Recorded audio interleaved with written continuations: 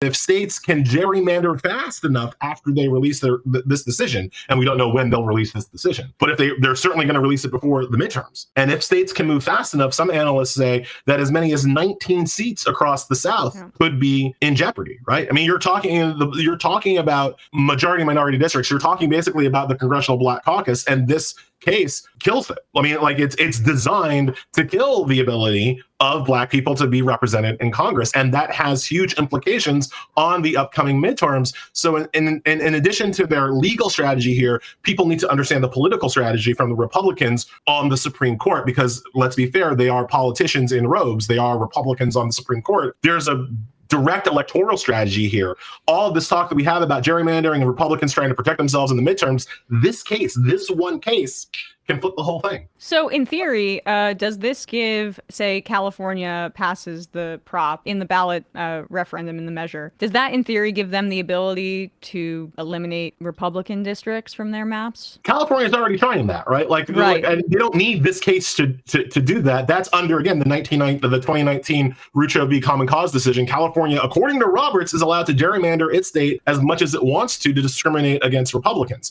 What's tripping up California is its own state law processes. That's why you have a voter referendum, because you need to change the state law. In New York, where I live, and I looked into this like pretty hard, you kind of can't change New York state law, certainly not in time for the 2026 midterms. There's a chance, there's a possibility that you could change it in time for 2028, but that's not a Supreme Court issue. That's a function of New York state law and New York's state constitution. One of the problems, and I think I've talked about this on the show before, one of the problems that we have is that we don't have one federal electoral system. We've got 50. Each state is generally allowed to do its own thing, and it becomes a race to the bottom, right? When Texas decides to drop their drawers and show their ass, that almost forces Illinois to do the same thing, which then requires Tennessee and Florida to do something stupid, which then makes California also go to the bottom. And then New York is trying to catch up. Like it's a race to the bottom, because if political gerrymandering is the rule of the day,